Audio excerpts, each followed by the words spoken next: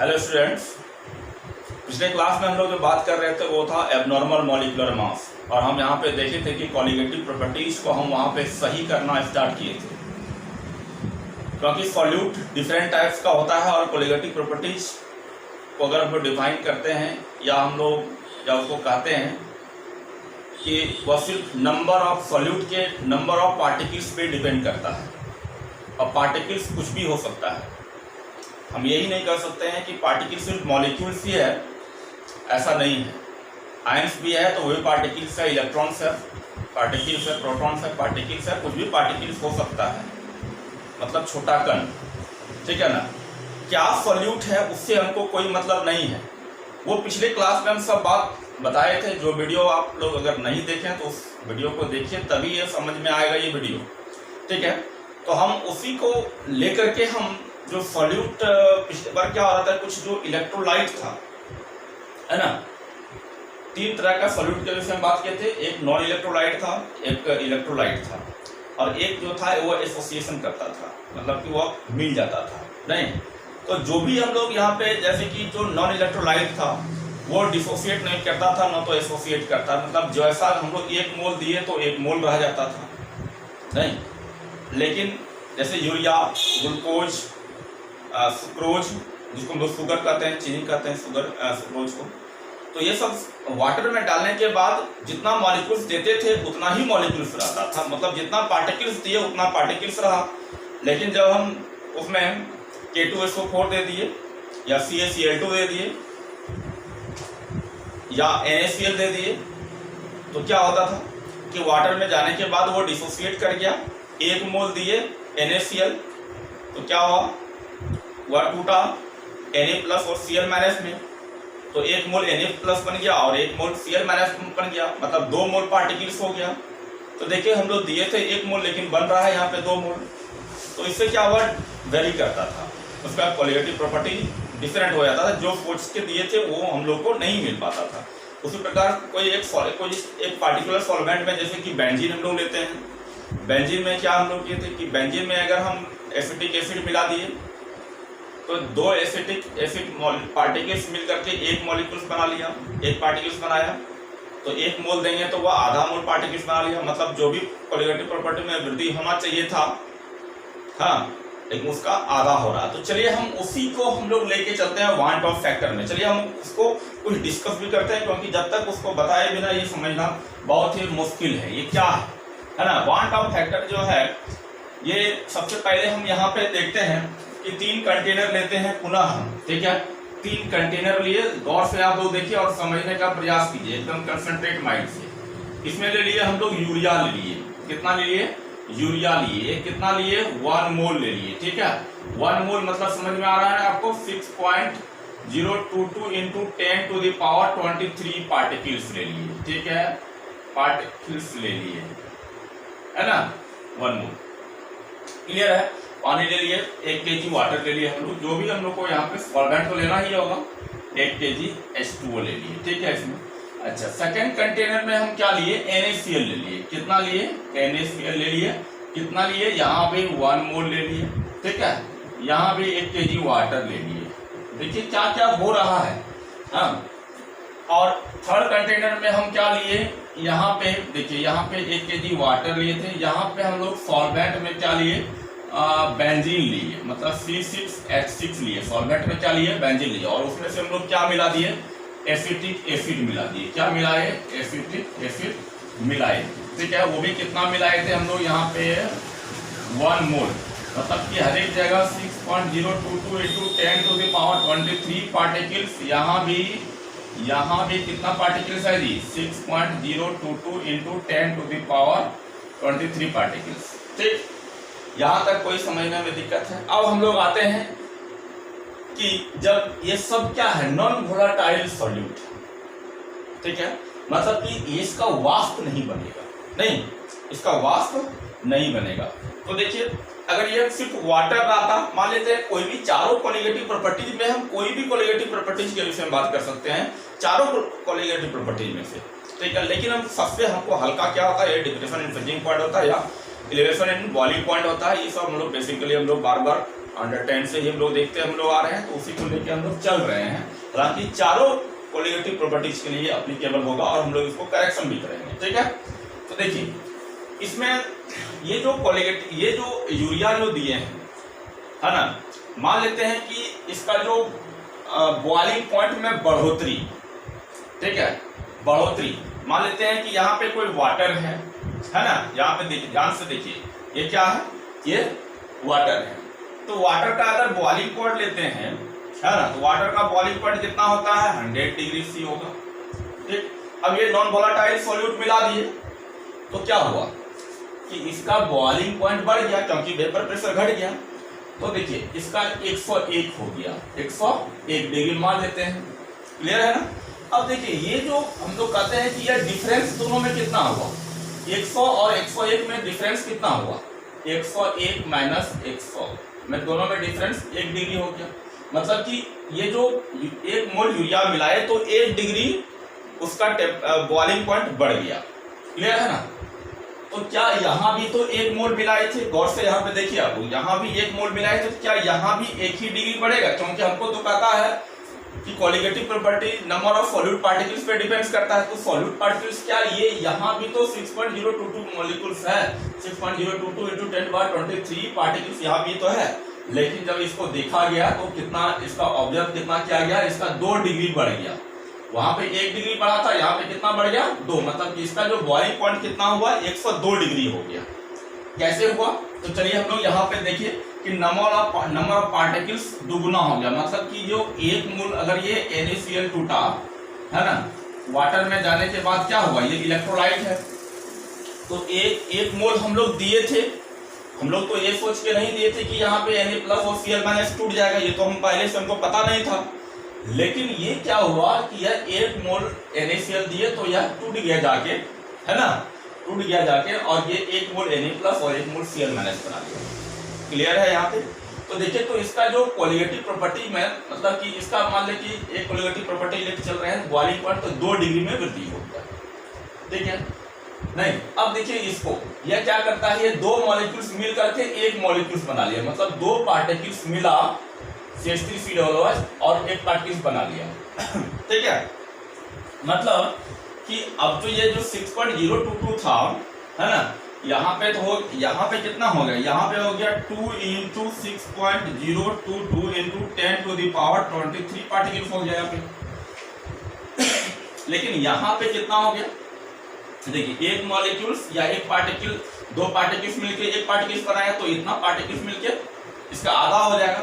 मतलब कि यह जो है 0.3.011 × 10⁻23 पार्टिकल्स हो गया।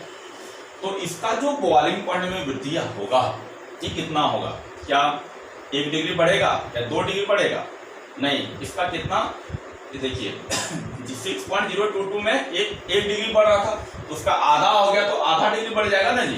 तो इसका जो बॉइलिंग पॉइंट में जो वृद्धि हुआ कितना हुआ, 0.5 डिग्री सी हुआ। यहां तक कोई कंफ्यूजन है नहीं। अब देखिए कोलिगेटिव प्रॉपर्टी, ये जो वांट ऑफ फैक्टर यहीं पे लागू होता है। वांट ऑफ फैक्टर क्या होता है, सबसे पहले हम लोग इसको एक फॉर्मूला लिखते हैं, ठीक है। वांट ऑफ फैक्टर को हम लोग I के द्वारा इंडिकेट करते हैं। देखिए वांट ऑफ क्या है कि यह वांट ऑफ जो है एक साइंटिस्ट, है ना, इसी ने इस फैक्टर को डिराइव किया और इसी के द्वारा हम लोग क्या करते हैं, इसको कुछ फॉर्मूला है इसका। अब ये देखिए क्या फॉर्मूला है, I इक्वल टू, मतलब van't of factor equal to क्या है, van't of factor equal to होता है ऑब्जर्व्ड कोलिगेटिव प्रॉपर्टीज, ठीक है ना, होता है, देखिए यहां पे लिख देते हैं observed colligative properties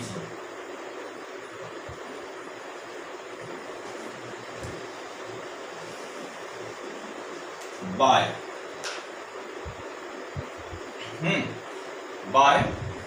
calculated colligative properties या नॉर्मल कोलिगेटिव प्रॉपर्टीज, ठीक है। बाय क्या होगा, नॉर्मल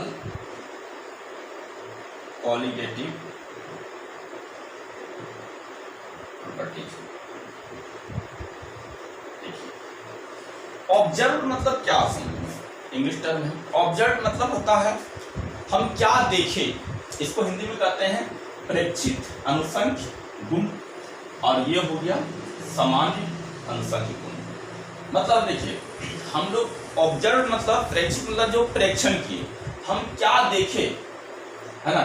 और नॉर्मल में नॉर्मल क्या था कि हम क्या सोचे थे। अब देखिए यहीं पे नॉर्मल क्वालिटेटिव प्रॉपर्टी मतलब क्या हुआ कि हम क्या सोच के उसको दिए थे कि इतना बढ़ेगा इतना घटेगा।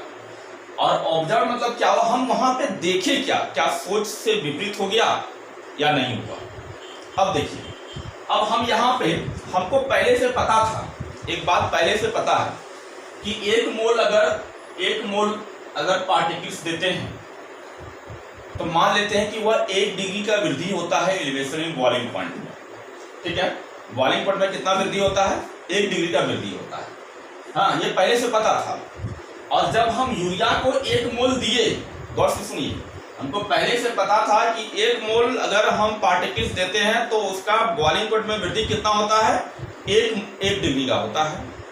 ये मान के हम लोग चले थे कि ये, और जब हम उसको यूरिया को डालें तो हम क्या देखे, हम देखे क्या वास्तविक में 1 ही डिग्री बढ़ रहा है, नहीं, क्योंकि यहाँ पे 1 डिग्री बढ़ रहा है। क्लियर है। तो मतलब कि देखो इसके लिए अगर हम लोग आई निकालते हैं, यहाँ गौर से देखिए, इसके लिए अगर हम लोग आई निकालते हैं तो हम लोग देखे क्या, हम लोग जो देखे कि नहीं वास्तव में 1 ही डिग्री बढ़ रहा है।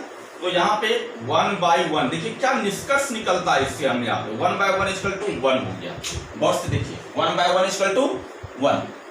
अब हम लोग इसमें आते हैं आई पर, हम तो डाले थे 1 मोल NaCl, तो हम सोचे थे क्या कि 1 डिग्री बढ़ेगा, हम लोग सोचे थे क्या 1 डिग्री बढ़ेगा। और जो सोच के डालते हैं उसको क्या बोलते हैं हम लोग, नॉर्मल क्वालिटेटिव प्रॉपर्टीज।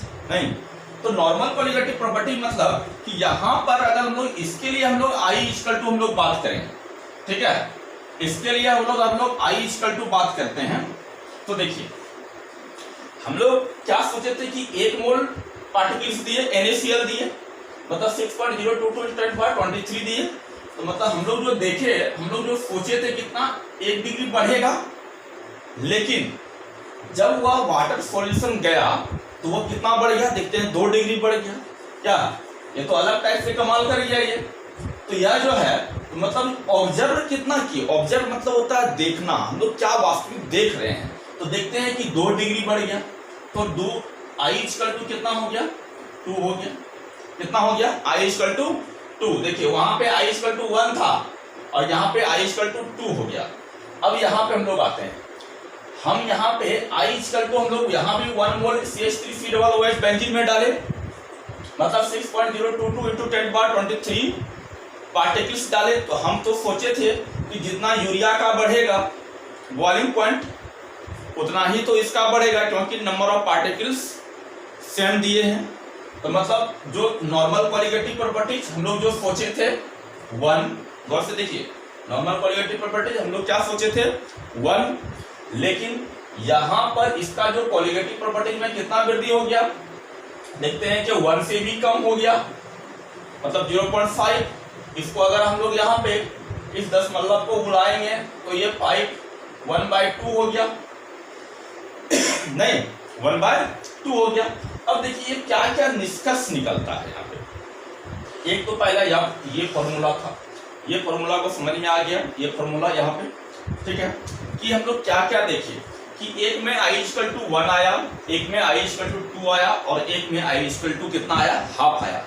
इसका मतलब ये जो हम बार बार कह रहे हैं कि क्वालिटेटिव प्रॉपर्टीज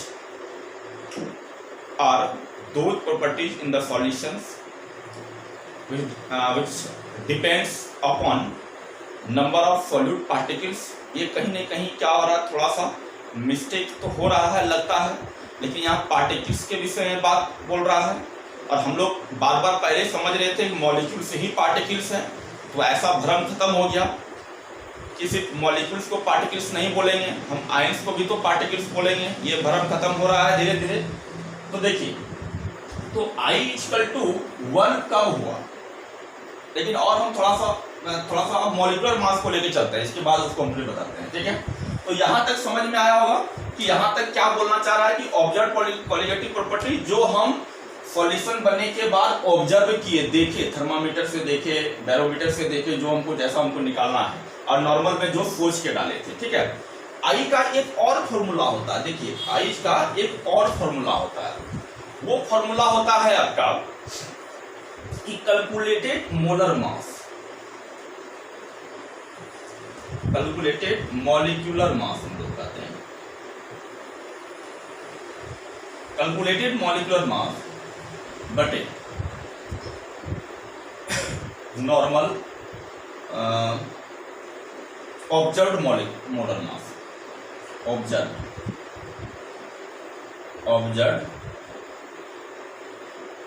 मॉलिक्यूलर मास। नहीं कि आई का जो सेकंड फॉर्मूला, यहां से भी आपको पता चलेगा, क्योंकि हम लोग जो अभी तो कॉलीगेटिव प्रॉपर्टीज के टर्म में बताएगा अभी हम, है ना। लेकिन एबनॉर्मल मॉलिक्यूलर मास में हम लोग तो मॉलिक्यूलर मास को लेके चले थे, यहां से भी देख लेंगे क्या हो रहा है। नहीं, यहां से भी देखेंगे कि आई इक्वल टू क्या होता है, कैलकुलेटेड, या हम लोग नॉर्मल कैलकुलेटेड बोलते हैं या नॉर्मल भी बोल सकते हैं। देखिए कैलकुलेट भी बोल सकते हैं या तो हम लोग नॉर्मल भी बोल सकते हैं। यहाँ पे हम लोग लिख दें क्या, चलिए कोई बात नहीं, यहाँ पे भी लिख देते हैं, थोड़ा सा छोटा में लिखते हैं नॉर्मल, है ना। नॉर्मल या कैलकुलेटेड मॉलिक्यूलर मास बटे ऑब्जर्व मॉलिक्यूलर मास। हम लोग अब मॉलिक्यूलर मास से संबंध में, मॉलिक्यूलर मास से रिलेशन दिखाएंगे, क्या उसका आई का वैल्यू आ रहा है। नहीं, अब देखिए फिर से वही हम कॉलीगेटिव प्रॉपर्टीज को पहले लिए, अब यहाँ पे मॉलिक्यूलर मास को लिए, है ना। तो देखिए यहाँ पर अब देखिए ये यूरिया दिए, है ना। यूरिया का देखिए कैलकुलेटेड मॉलिक्यूलर मास बटे ऑब्जर्व मॉलिक्यूलर मास।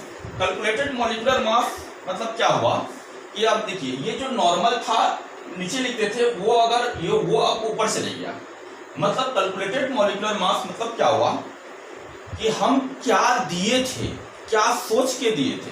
इस बात को गौर से समझिए, ये पूरा का पूरा टर्म जो सॉल्यूशन चैप्टर का अंत यहीं पे होता है, और सबसे इंपॉर्टेंट चीज यही चीज है ना। देखिए कि कैलकुलेटेड मॉलिक्यूलर मास हम लोग सोचे थे, क्या सोच के दिए, है ना, क्या सोच के दिए थे। तो देखिए, तो हम फर्स्ट में हम यूरिया को देखिए, गौर से देखिए, अब फिर से हम इसको अगर अपन लिखना चाहते हैं तो पहले लिख लीजिए, क्योंकि अभी कुछ मिटाएंगे भी हम, ठीक है ना। चलिए इसको हम लोग यहाँ पे जब मिटाते हैं, इसको देखिए। अब देखिए हम लोग क्या सोचे थे, हम लोग सोचे थे आई इक्वल टू, देखिए हम लोग सोचे थे कि यूरिया का मॉलिक्यूलर मास कितना होता है। यूरिया का पहले फॉर्मूला देखते हैं, यूरिया का NH2CO NH2, यही ना फॉर्मूला होता है यूरिया का फॉर्मूला। तो 14 दूनी 28 और 4 32 और 16 दूनी 12 60 हो गया। मतलब कि जो कैलकुलेटेड मॉलिक्यूलर मास, मतलब कि हम जो यूरिया का जो मॉलिक्यूलर मास दिए वो कितना था, 60 था। कितना था, 60 दिए। हाँ, अब देखिए कहता है बाय ऑब्जर्व्ड मॉलिक्यूलर मास। अब ऑब्जर्व्ड मॉलिक्यूलर मास हम यहीं से पता लगा लिए कि अगर ये एक ही डिग्री बढ़ा, और पहले से पता है कि मॉलिक्यूल हम यहाँ पे कि 6.022 × 10⁻23 पार्टिकल्स देने के बाद 1 डिग्री बढ़ रहा है बॉइलिंग पॉइंट। तो इसका मतलब क्या हुआ कि एबनॉर्मल मॉलिक्यूलर मास के द्वारा, मतलब कि मॉलिक्यूलर मास, यूरिया का मॉलिक्यूलर मास में कोई परिवर्तन नहीं हुआ जब हम लोग उसको घोले, कोई परिवर्तन नहीं हुआ। मतलब कि 60/60 नहीं, 60 बाय कितना हो गया 60, 60/60। अब देखिए वहां पे आई इक्वल टू, याद कीजिए अभी जस्ट अभी आप जो मिटाए, अभी आई इक्वल टू वहां पे 1 ही आया था, ठीक है ना। तो अब देखिए जो हम सोच के डाले एक यूरिया, तो यूरिया का मॉलिक्यूलर मास 60, और बटे फिर वही ऑब्जर्व में भी हम लोग वही किए कि उसका मोलर मास कितना, मॉलिक्यूलर मास कितना 60, तो 60/60 यहाँ भी 1 आ रहा है। क्लियर है यहाँ पे। अब हम फिर से इसको लेके चलते हैं NaCl। NaCl का जो मॉलिक्यूलर मास है, अब देखिए I इक्वल टू हम लोग ऑब्जर्व या कैलकुलेटेड मॉलिक्यूलर मास, मतलब NaCl को हम लोग 1 मोल मान के हम लोग चले थे, है ना। NaCl 1 मोल लेके चले थे। तो हम लोग NaCl का जो मॉलिक्यूलर मास कितना होगा 35.5 और 23 कितना हो गया 58.5 नहीं 58.5 हो गया। जो हम लोग जो दिए थे हम लोग तो हम थोड़े Na प्लस और Cl माइनस को अलग करके दिए थे, हम तो NaCl को दिए थे वहां पे नहीं, तो उसी का हम लोग मॉलिक्यूलर मास लिख लेंगे ना, तो 58.5। लेकिन जब ये अंदर जब गया तो देखते हैं 2 डिग्री बढ़ गया, मतलब जरूर कुछ ना कुछ गड़बड़ हुआ है अंदर जाके, है ना। हम तो सोचे थे कि 1 ही डिग्री बढ़ेगा, लेकिन यहाँ कुछ 2 डिग्री बढ़ रहा, मतलब गड़बड़ हो गया। मतलब कि तब गड़बड़ क्या हुआ भाई, जब उसको पता लगाया, देखते हैं कि आपको पता है कि वाटर में NaCl को घोलने के बाद Na प्लस Cl माइनस में चेंज होता है। मतलब कि पहले जो 58.5 था, अब ये हो गया 23 और ये हो गया 35.5 हो गया, नहीं ये हो गया 23 और ये 35.5। तो इसका हम लोग एवरेज अगर हम लोग दोनों का निकालेंगे लगभग 29 लगभग आएगा, 29 आएगा, है ना। हम लगभग हम एवरेज के हम लोग निकाल सकते हैं, कोई एग्जैक्ट निकालना संभव नहीं है, तो हम लोग मान सकते हैं कि 29 लगभग है ना। तो 29, क्योंकि हमको तो पार्टिकल्स का मास चाहिए, या तो पार्टिकल्स मास का आप 23 लिखिए या तो 35.5 लिखिए। तो हम क्या किए, हम लोग यहाँ पे एवरेज दोनों का लगभग लिख दिए, क्लियर है। तो इसको भी आप अगर यहाँ पे इसको डिवाइड कीजिएगा, यहाँ भी 2 आ रहा है, गौर से देखिए यहाँ भी 2 आ रहा है, मतलब I यहाँ भी 2 हो गया, पहले भी 2 था इसके अनुसार। अब इसको देखें, यहाँ पे देखते हैं कि हम जो एक जो I यहाँ पे कैलकुलेटेड मॉलिक्यूलर मास, मतलब कि हम जो क्या सोच के दिए थे, तो हम 1 मोल एसिटिक एसिड दिए थे, तो 1 मोल का जो है मास कितना है 60 है। लेकिन अब ऑब्जर्व क्या हो गया, अब देखते हैं वहां से जाके कुछ खेल लिया, गड़बड़ हो गया, उसका तो होना चाहिए था 1 डिग्री बढ़ना चाहिए था, लेकिन 0.5 डिग्री से बढ़ गया, मतलब कुछ जरूर हुआ होगा। तो क्या हुआ, जब पता किए हम लोग वहां अंदर जा करके, तो देखे कि अरे 2 मॉलिक्यूल्स जो है सट करके 1 मॉलिक्यूल्स बना लिया है, नहीं तो मतलब 2 मॉलिक्यूल्स का मास कितना हो गया 120 हो गया पार्टिकल्स का। तो अब इसको अगर हम लोग करेंगे तो 1/2 आया, जस्ट पहले वाला आ रहा है, क्लियर है यहाँ तक। अब देखिए इससे क्या इंडिकेट होता है, इंडिकेट यही होता है क्या कि I का वैल्यू सॉल्यूट के प्रकृति पे भी डिपेंड्स करता है, सॉल्यूट पे भी डिपेंड्स करता है कि कौन सा सॉल्यूट है, और सॉल्वेंट पे भी डिपेंड्स करता है कौन सा सॉल्वेंट है। जैसे यहाँ पे बेंजीन, इसमें क्या लिए थे C6H6 दिए थे, यही एसिटिक एसिड में लेते, फिर ये वाटर में लेते तो ये ऐसा कंडीशन नहीं होता, यह हम लोग क्या लिए बेंजीन सॉल्वेंट में लिए तो ऐसा कंडीशन हुआ। इसका मतलब है कि I का जो वैल्यू हुआ, इससे क्या निष्कर्ष निकलते हैं, हम लोग इसको मिटा देते हैं, ठीक है, इसको मिटाते हैं, इससे क्या हम लोग निष्कर्ष निकालते हैं। देखिए I का वैल्यू 1 किसके बराबर हुआ, कहाँ हुआ, यूरिया में हुआ। यूरिया में क्या हुआ कि न तो यह टूटा और न तो यह जुटा, मतलब न तो सॉल्यूट का डिसोसिएट किया और न तो सॉल्यूट एसोसिएट किया। तो I=1 कब होगा, I=1 कब होगा, when solute neither will be dissociate nor associate, ठीक है, न तो वह जुड़ा और न तो वह टूटा, तो उस समय I का वैल्यू क्या हो गया 1 होगा, क्लियर है। अब देखिए I का वैल्यू, देखिए I का वैल्यू 1 से बड़ा कब हुआ, मतलब ये 2 कब हुआ, जब NaCl टूटा, ये तो ब्रेक हुआ ना, मतलब डिसोसिएट करेगा। तो I ग्रेटर देन व्हेन कब होगा, when solute dissociate in the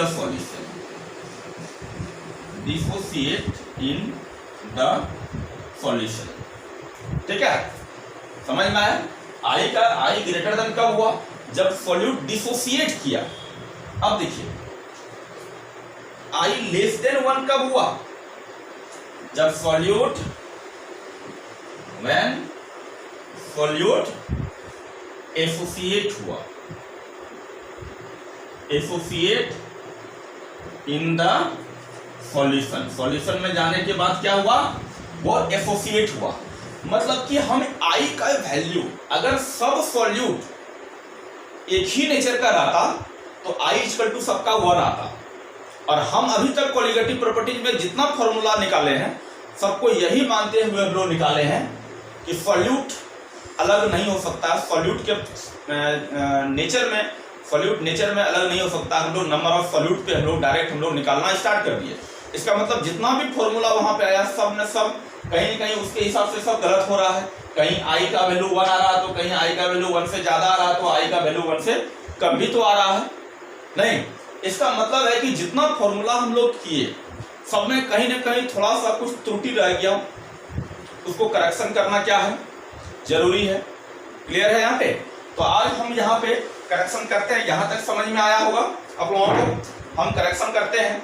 अब करेक्शन क्या करेंगे, देखिए इसको मिटाते हैं और हम सबका फॉर्मूला लिखते हैं, मिटा देते हैं यहाँ तक। अब देखिए रिलेटिव लॉरिंग इन, सबसे पहले हम लोग रिलेटिव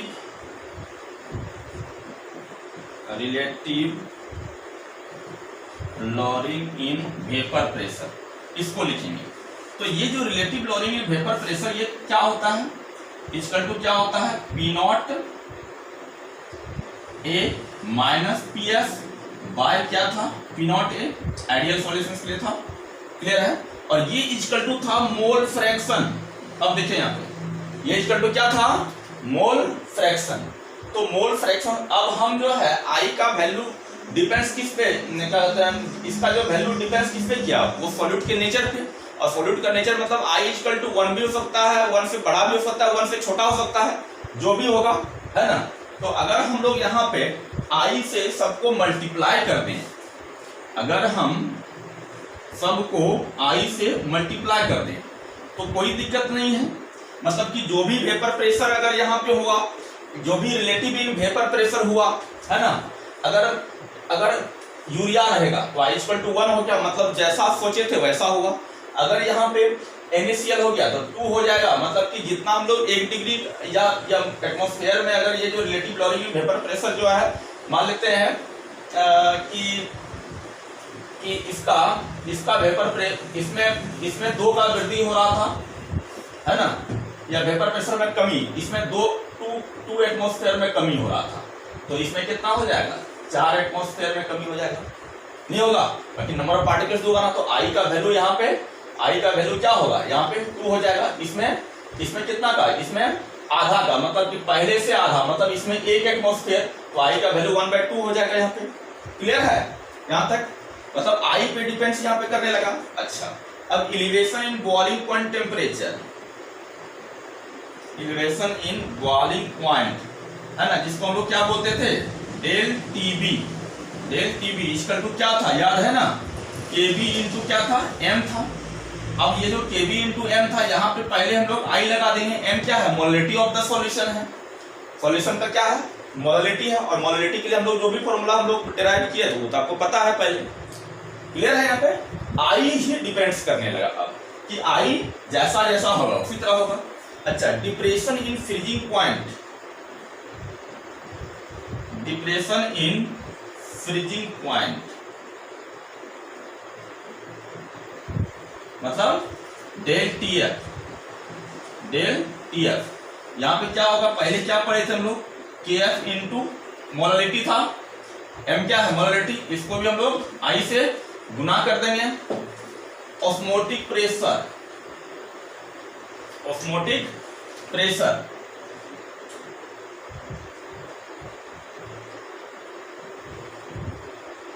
पाई, ठीक है, पाई इक्वल टू क्या पढ़े थे, CRT पढ़े थे ना जी। इसको भी हम लोग क्या करेंगे, आई से गुना कर देंगे। इसका मतलब कि अब यहाँ पे अब जो आया ये करेक्ट फॉर्मूला है। अब हम इलेक्ट्रोलाइट दें या जो भी दें, हम लोग को ये पहले से हम लोग को पता कर लेना है। तो ये वांट ऑफ फैक्टर है ना, इसी को हम लोग आई ही क्या कराता है, वांट ऑफ फैक्टर कराता है। और यही want of factor want of scientist था, इसीलिए चारों कॉलिगेटिव प्रॉपर्टीज को करेक्ट कर दिया, है ना, सही कर दिया। अब यहाँ पे कॉलिगेटिव प्रॉपर्टीज में कोई भी त्रुटि नहीं रहा। क्लियर है? तो आज का वीडियो में हम इतना ही हम लोग बात करेंगे, हाँ। और इस वीडियो को आप लोग देखिए और समझने का प्रयास कीजिए। और नेक्स्ट वीडियो में हम ये सॉल्यूशन चैप्टर अब लास्ट ही होने वाला है आप लोगों को, बहुत लंबा चैप्टर था, इसको हम लोग देखें और समझने का प्रयास किए। अब जो नेक्स्ट में हम जो बात करेंगे इसी को लेकर थोड़ा सा आगे कुछ बढ़ाएंगे कि एसोसिएट करेगा तो क्या होगा, डिसोसिएट करेगा तो क्या होगा। हालांकि वो आउट ऑफ सिलेबस होगा, लेकिन तो पर भी हम आप लोगों को बता देंगे इस चीज़ के विषय में। चलिए ठीक है, इसको देखिए समझिए। क्लियर है? चलिए ओके, थैंक यू।